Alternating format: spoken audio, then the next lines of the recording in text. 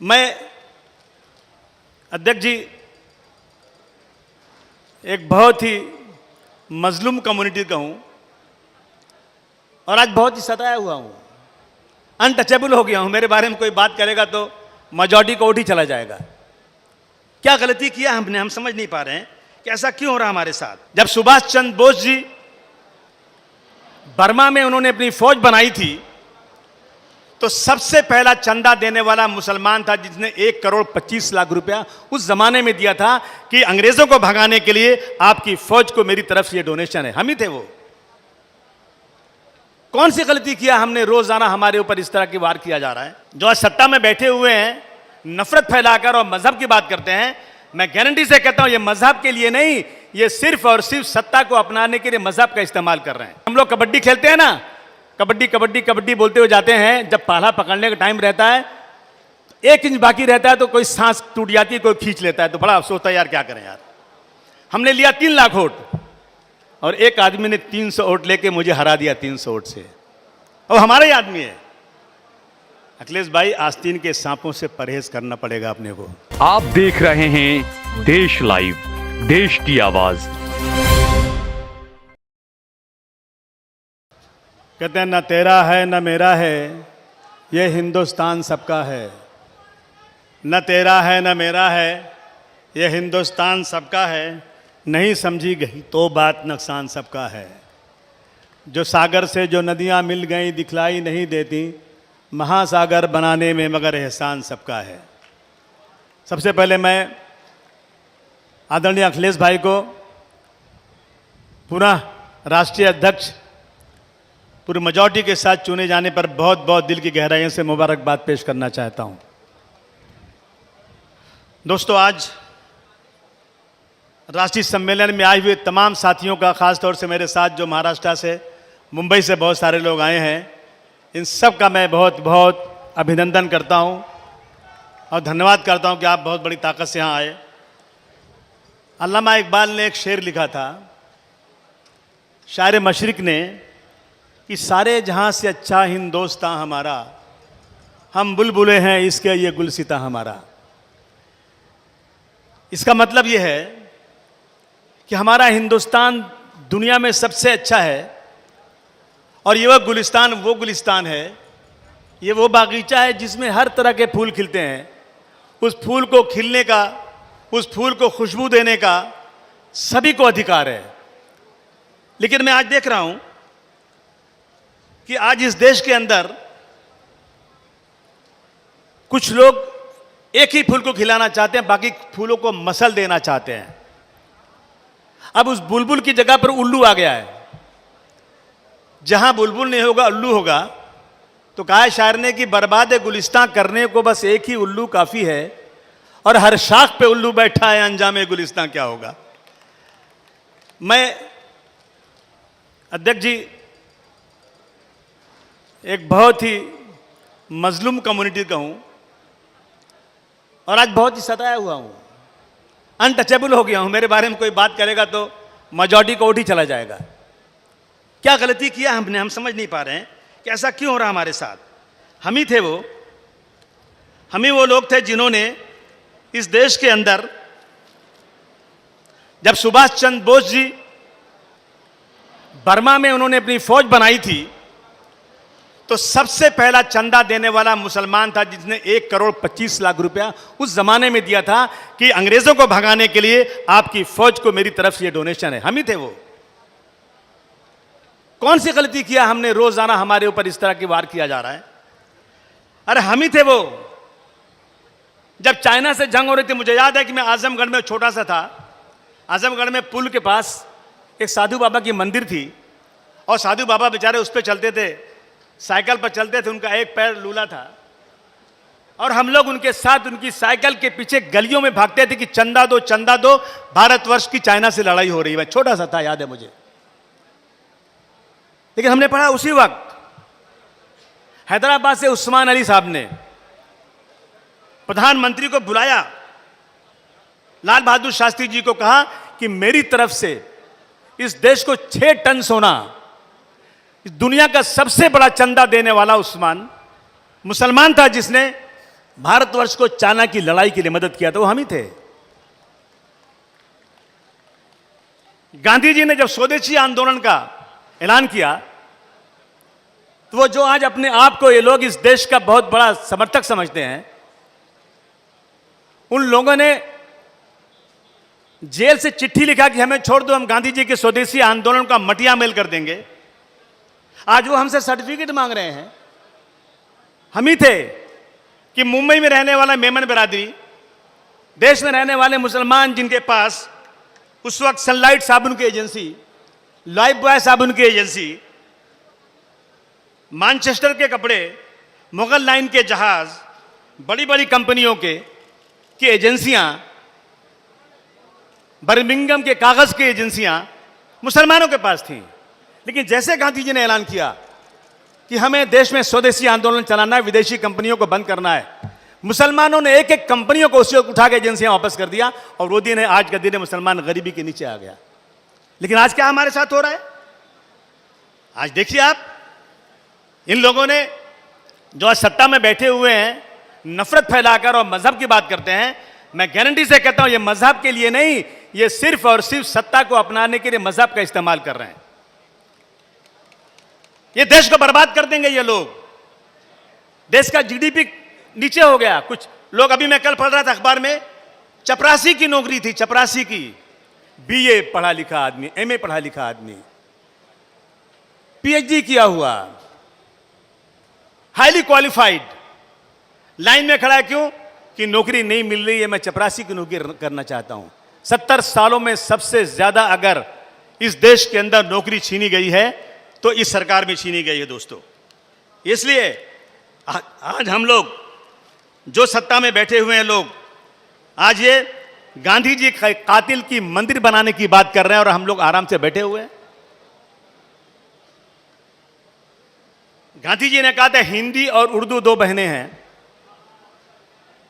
Sir Syed Ahmad Khan साहब ने कहा था कि ये इस देश में हिंदू और मुसलमान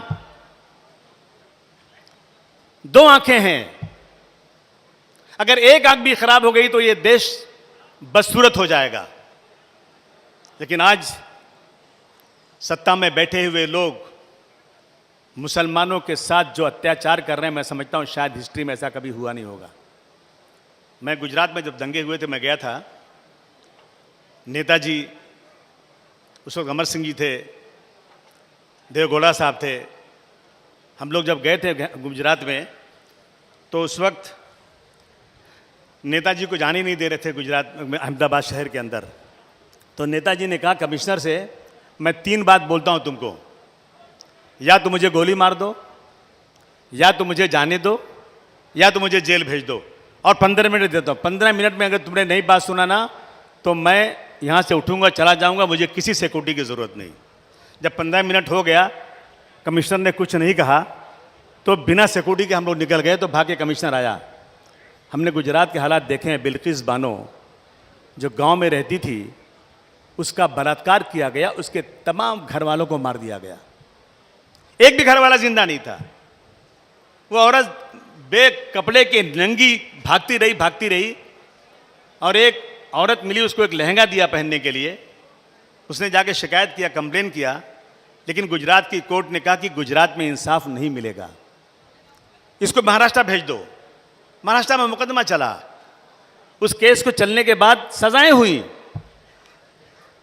उम्र कैद हुई, लेकिन गुजरात सरकार ने उन सबको बाइज्जत बरी कर दिया। बरी करने के बाद कहते हैं कि ये ब्राह्मण लोग हैं, ये बहुत ही, इनका जो है जेल के अंदर इनका रिकॉर्ड बहुत अच्छे लोग हैं। अब आप सोचिए, जहां एक तरफ देश में आज जो है रेप के ऊपर, मर्डर के ऊपर नए नए कानून बनाने की बात हो रही है, लेकिन अगर गुजरात में कोई आदमी मर्डर में और रेप में पकड़ा जाएगा, उसे जेल की सलाखों से बाहर छोड़ दिया जाएगा। ये हो रहा है देश के अंदर। तो इसलिए मैं कहना चाहता हूं दोस्तों, सबसे बड़ी बात यह है कि डॉक्टर भीमराव अंबेडकर साहब के कानून की धज्जियां उड़ाई जा रही हैं। हमारा रिजर्वेशन नहीं है। मैं पूछना चाहता हूं कि एयर इंडिया बिक गई। एयर इंडिया में मुसलमान 1% काम करता है, 99% मेरे मुल्क के दूसरे भाई काम करते हैं। और अब याद रखिए कि अब जो नई नौकरियां आएंगी ना, वो रिजर्वेशन से नहीं आएंगी, और जिनका रिजर्वेशन है उनको कॉन्ट्रैक्ट पे काम मिलेगा, 8 घंटे की जगह 12 घंटे काम करने पड़ेगा, तनख्वाह कम हो जाएगी। और पता नहीं क्यों लोग सोए हुए हैं देश के लोग। डायरेक्ट आरक्षण खत्म नहीं हो रहा है, लेकिन बैकडोर से आरक्षण खत्म हो रहा है। रेलवे बिक गया। अभी रेलवे की मैं बात कर रहा था यहां किसी से, स्टेशनों पे बीए पढ़े हुए लोग, रेलवे के ऑफिसेज में बीए पढ़े हुए लोग, टाइपिस्ट अच्छे अच्छे, ये सब जो है ना, इन लोगों को 8,000 रुपए की नौकरी में काम किया जा रहा है। 8,000 रुपए की, सिर्फ 8,000 रुपए में लोग चुपचाप बैठे हुए हैं। हिंदुस्तान एंटीबायोटिक्स बिक गया, प्रोजेक्ट एंड डेवलपमेंट इंडिया बिक गया, इंजीनियरिंग प्रोजेक्ट इंडिया बिक गया, पवन हंस बिक गया, VRR कंपनी बिक गई, सेंट्रल इलेक्ट्रॉनिक्स लिमिटेड बिक गया, सीमेंट कारपोरेशन बिक गया, Indian medical and pharmaceutical company बिक गई, एलम स्टील बिक गई। इस तरह से सैकड़ों और हजारों कंपनियां बेची जा रही हैं और देश का बिल्कुल देश में नौकरियां खत्म हो रही हैं और हम लोग चुपचाप बैठे हैं। आइए आज हम संकल्प करें। मैं 95 से समाजवादी पार्टी में काम करता हूं और मुझे मालूम है कि मैं कभी सत्ता में महाराष्ट्र में नहीं आऊंगा, लेकिन समाजवादी पार्टी के कार्यकर्ता और मेरा ये संकल्प है तुम्हारे सामने, मैं कभी जिंदगी में सत्ता में नहीं आऊं क्या हुआ, लेकिन मैं इस समाजवादी पार्टी के झंडे को आसमान की ऊंचाई पर लेकर जाना चाहता हूं। मुझे सत्ता की लालच नहीं है, मेरे साथ जुल्म हो, ज्यादती हो, लेकिन मैं समाजवादी पार्टी जब तक जिंदा रहूंगा, मर्द की बात है कि एक ही पार्टी में रहूंगा या तो राजनीति नहीं करूंगा। मैं कहना चाहता हूं, बहुत सारे लोगों ने वादे किए यहां पर, बहुत सारी बड़ी बातें की, लेकिन हाथ जोड़ के कहना चाहता हूं दोस्तों, धोखा देने वाले आदमी से दूर रहो। बहुत बड़ी बड़ी बातें करेंगे, टिकट नहीं मिला ना तो मुर्दाबाद, टिकट मिल गया तो जिंदाबाद। अगर ये हमने बंद कर दिया और हम लोग अपने लिए नहीं बल्कि अपने देश के लिए, अपने देश के संविधान के लिए अगर हम एक साथ खड़े हो जाएंगे तो मैं दावे के साथ कह सकता हूं, मैं किसी की चमचागिरी नहीं, किसी को मस्का लगाने के लिए नहीं, मैं पूरे देश की तमाम पार्टियों को देखने के बाद कहता हूं कि अगर इस देश में कोई सेकुलर पार्टी है तो सिर्फ और सिर्फ समाजवादी पार्टी है और अखिलेश यादव सेकुलर है। यह पक्की बात है, लेकिन हमें ऐलान जंग करना पड़ेगा। हम लोग 2022 में जीत के करीब पहुंच गए थे। मैं हमेशा यह कहता हूं कि हम लोग कबड्डी खेलते हैं ना, कबड्डी कबड्डी कबड्डी बोलते हुए जाते हैं, जब पाला पकड़ने का टाइम रहता है, 1 इंच बाकी रहता है तो कोई सांस टूट जाती है, कोई खींच लेता है, तो बड़ा अफसोस होता है यार, क्या करें यार। हमने लिया 3 लाख वोट और एक आदमी ने 300 वोट लेके मुझे हरा दिया 300 वोट से, और हमारा ही आदमी है। अखिलेश भाई, आस्तीन के सांपों से परहेज करना पड़ेगा अपने को। जो लोग मस्का लगाते हैं, चमचागिरी करते हैं, उनको दूर रखना पड़ेगा अपने को, और अपने को ऐसे वर्कर बनाने पड़ेंगे जो बिल्कुल कमिटेड हों। आंधी या तूफान आए, नेताजी की तरह से, जिस तरह नेताजी बड़ी बड़ी आंधियों का रुख मोड़ दिया करते थे, वो कार्यकर्ता हमें चाहिए समाजवादी पार्टी का। आज दोस्तों कहते हैं माली से अदावत है पर शैदाए चमन हूं मैं, माली से अदावत है पर शैदाए चमन हूं मैं, सरकार का दुश्मन हूं पर वफादार वतन हूं मैं, सरकार का दुश्मन हूं पर वफादार वतन हूं। माली कभी रुतबे में चमन हो नहीं सकता, माली कभी रुतबे में चमन हो नहीं सकता, सरकार का मतलब तो वतन हो नहीं सकता। माली को बदलेंगे तो चमन फिर भी रहेगा, सरकार को बदलेंगे तो वतन फिर भी रहेगा। मैं देखता था ना, अब एक फिल्म थी शोले, तो शोले में मां कहती थी बच्चा सो जा नहीं तो गब्बर सिंह आ जाएगा, बच्चा तू सो जा नहीं तो गब्बर सिंह आ जाएगा। और आज कहते हैं अगर ज्यादा बोला ना तो ईडी और इनकम टैक्स आ जाएगी। ये हो गया, अरे शर्म नहीं आती, रोज ईडी, रोज इनकम टैक्स, रोज ईडी, जिसको चाहो उठा के जेल भेज देते हो। और ये संकल्प लो आज इस राष्ट्रीय सम्मेलन में, संकल्प लो कि अखिलेश यादव जी, अब आपके आदेशों पर हम एक एक गांव में जाएंगे, एक एक गांव में एक एक लोगों के पास जाएंगे, और जो आरएसएस के लोग हिंदू और मुसलमानों को अलग करने की गलत तरीके से लोगों के दिलों में एक बात डाल रहे हैं, हम बता देंगे कि ये गलत है। ये लोग जो है ना जबरदस्ती हिंदू और मुसलमानों को अलग कर रहे हैं। एक आदमी, खत्म करता हूं, एक आदमी एक बकरी लेके जा रहा था, बकरी का बच्चा गोद में, तो कुछ लोगों ने बोला इसको हम देखो इसको कैसे फंसाते हैं। एक आदमी कोने पे खड़ा हो गया, बोले अरे यार कहाँ कुत्ते का बच्चा ले जा रहा है। अबे उसने बोला ये बकरी का बच्चा कुत्ते का नहीं है। फिर दूसरा उसका साथी थोड़ा दूर खड़ा था, अरे बोले कहाँ ये बकरी का कुत्ते का बच्चा ले जा रहा है। अवैध ने कहा क्या बात कर रहा है यार, सब यही बोलते हैं, तो तो बकरी का बच्चा है। फिर आगे गया, फिर तीसरे ने बोला, फिर चौथे ने बोला, उसने उठा के फेंक दिया, बोले लगता है कि सही है बात, ये लगता है ये मुझे बकरी लगती, कुत्ता ही लगता है ये। तो ये आजकल बीजेपी के लोग एक एक इलाके में जाकर गलत तरीके से प्रोपगंडा कर रहे हैं। अभी मैं एक वीडियो देख रहा था, एक गया आरएसएस का आदमी एक गांव में बैठा, एक झंडा लगाया और लोगों को बुलाकर बात करना शुरू किया। जैसे उसे सांप्रदायिकता की बात किया ना, फिरका परस्ती की बात किया, गांव वाले उठ के खड़े हो गए, बोले जाओ तुम यहाँ से, हमें ज़रूरत नहीं तुम्हारी, हम अपने गांव के अंदर भाईचारगी का पैगाम देना चाहते हो। भगा दिया उसको वहाँ से। ये माहौल पैदा करना पड़ेगा। कहते हवेली झोपड़ी सबका मुकद्दर फूट जाएगा अगर ये साथ हिंदू और मुस्लिमों का छूट जाएगा। हवेली और झोपड़ी सबका मुकद्दर फूट जाएगा अगर ये साथ हम हिंदू और मुस्लिमों का छूट जाएगा। दुआ कीजिए कि हम में प्यार के रिश्ते रहें कायम। बाबा जी, अगर ये स्टेट टूट जाएंगे तो भारत टूट जाएगा। हमें भारत को बचाना है। गरीबी बढ़ती जा रही है, बेकारी बढ़ती जा रही है, आज काम धंधा किसी के पास नहीं है। अखिलेश यादव जी ने 12 से 17 तक, मैं गारंटी से कहता हूं, अगर मुझसे कोई बहस करता है, मैं किसी को खुश करने के लिए नहीं, मेरे पास इतने एग्जाम्पल हैं कि जो समाजवादी पार्टी की सरकार ने 12 से 17 तक किया ना, किसी ने नहीं किया, किसी ने नहीं किया। लाइए फिर से एक बार समाजवादी पार्टी की सरकार बनाइए और ये सोचिए कि आपको टिकट मिले या न मिले, लेकिन आपको इस देश की एकता के लिए, इस देश की अखंडता के लिए एक साथ जमा होना है और समाजवादी पार्टी को फिर से एक बार उत्तर प्रदेश में नहीं बल्कि पूरे देश में लाना है। पूरा देश खाली है, कहीं कोई नजर नहीं आ रहा है। अगर अखिलेश भाई निकल जाए पूरे देश में एक बार, जो इनका रथ है लेके निकल जाएं, मैं समझता हूं सड़कों पर लोगों को खड़े रहने की जगह नहीं मिलेगी। और इंशाअल्लाह ये इस अधिवेशन के बाद अगर ये संकल्प हमारा है कि हम समाजवादी पार्टी को राष्ट्रीय पार्टी बनाएंगे, तो मुझे लगता है कि हम जो है एक एक प्रदेश में एक एक ऑब्जर्वर नियुक्त करें और समाजवादी पार्टी का काम शुरू करें। लोहा गर्म में हथौड़ा मारने की जरूरत है। बहुत बधाई आपको, बहुत शुक्रिया आपका, धन्यवाद। जय हिंद, जय समाजवाद।